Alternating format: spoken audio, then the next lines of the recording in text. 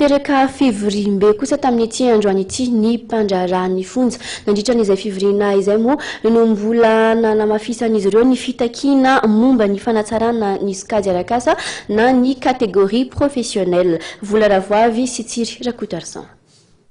Napepaka peo ny teo anivon'ny mpandrarany fonja nanome fepitona hatramin'ny talata 12 Desambra 2024 ny tompon'andraikitra mba hijerena akaiky momba ny fanatsarana ny sokajy misy azy ireo amin'ny asa-panjakana. Tany amin'ny lasa tany zay nitaky ny kategorian'ny mpandrarany fonja dia misy mifampiresahana, misy mifampirarahana nanaiky zay ary nasaina miandry.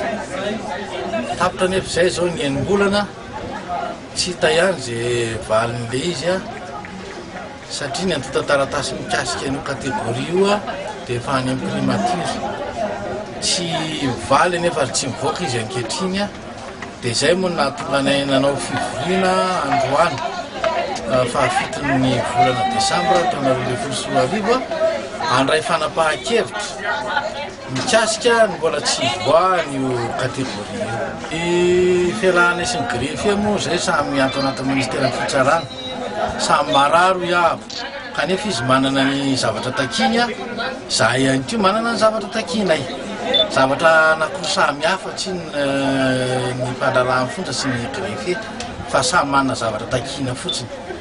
Dia ny antony voriana hoe aty dia mikasika ny kategoria zay tsy nivoaka dia manome zany zay fepitona hatramin'ny talata hariva ny tompon'andraikitra zay tokony misahana ny famoahana ny kategoria io.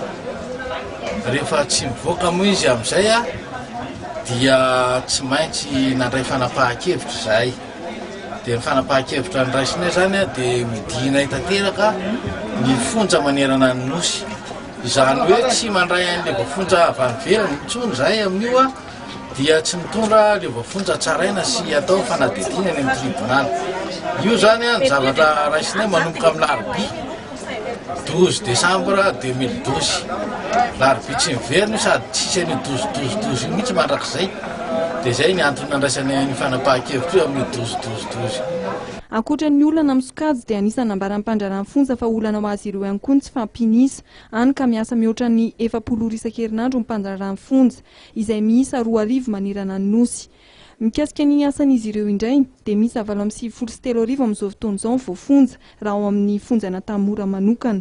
Raha ny zava-misy tao anatin'ny 10 andro mahery nisy ny fitokonana izay nataon'ny prakitra rà dia tsy nisy firy ny fidiran'olona ponja nanomboka ny 5 Novambra teo raha toa ka mitohy kosa ny famoahana ireo izay navita sazy.